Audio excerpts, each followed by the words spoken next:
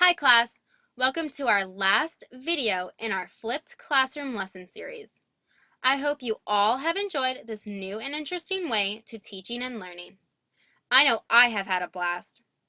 So in the last video lesson, we learned about the major themes within chapters 1 and 2. I hope you all remember them. If you didn't, it's okay. I will go over with you what they were. The major themes we previously learned about were symbolism, stereotyping, sin, and identity. Remember them now? I thought you would. Alright, well now that we have reviewed what we discussed in our last video lesson, let's get started with this video lesson. Today, we will be discussing vocabulary within the Scarlet Letter. Why is understanding vocabulary within a text or novel important? Here are 4 reasons why it is important. 1. It helps you comprehend the text.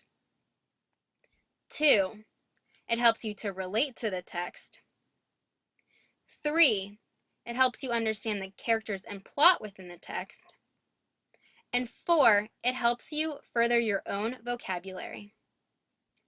Now that we know why vocabulary is important, let's now look at context clues. Context clues are sources of information outside of words that readers may use to predict the identities and meanings of unknown words. You might be asking yourself, why are context clues important? Well, class, they are important because they help you understand a word you are not familiar with. They help you understand the sentence or paragraph in which the unknown word is in. Lastly, context clues can help you deduce what will happen next in the story. So again, you might be saying to yourself, who cares about context clues? Well, my friends, context clues will help you immensely on guess what? The SAT, ACT, and FCAT. Yeah, that's right. I said the dreaded tests. In these standardized tests, there are sections where you have to read a passage and answer questions. Some of these questions ask what a certain word means in the passage. Most of the time, it is a word that you have never heard of. This is where context clues come in handy. You can look around the word to figure out its meaning. By doing this, you will get the answer correct. Now, just a quick little side note to taking the SAT, ACT, and FCAT. If you encounter these passages, which you will, use this trick to help ensure getting the right answer. The trick is to read 2 lines above the unknown word and 2 lines below the unknown word. This will help you get the full context and clues to help you define the unknown word. I'm serious, guys. This trick actually works. Okay, now let's get back to the lesson. So before I have you read chapters 3 and 4 in the Scarlet Letter, I want to discuss some vocabulary in each chapter. This book, as you might already know, has vocabulary that we don't see very often in our society.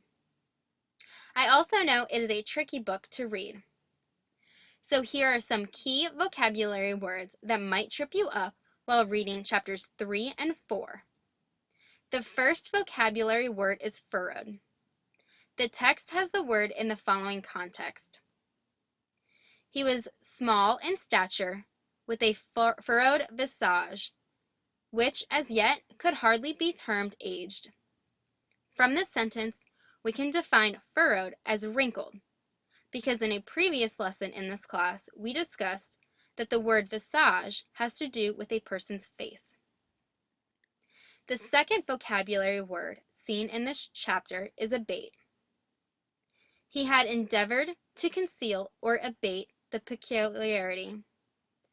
From this sentence, we can deduce that the word abate means put an end to something, because the sentence says to conceal, which means to hide. The third vocabulary word shown in this chapter is writhing. Now, most of you might already know what this word means, but we are still going to discuss it. The sentence within the Scarlet Letter states, "A writhing horror twisted itself across his features." This sentence actually has the definition within it. Go figure. Writhing means to twist in pain or to suffer. We know this is the definition because the sentence says horror twisted itself. The fourth vocabulary word stated in this chapter is sojourn. Truly, friend, methinks it must gladden your heart after your troubles and sojourn in the wilderness. Through this sentence, we can tell that the definition of sojourn is a temporary stay.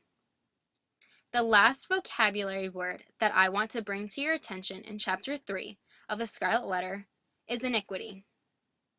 In a land where iniquity is searched out and punished in the sight of rulers and people. Through this sentence and the plot of the story, we are able to deduce that iniquity means wickedness.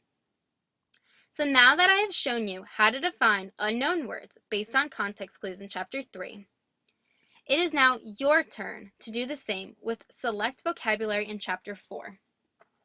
The words that I want you to define are amenable, peremptory, alchemy, inquest, paramour, and wodist. The page numbers are next to the words to help you find them easier.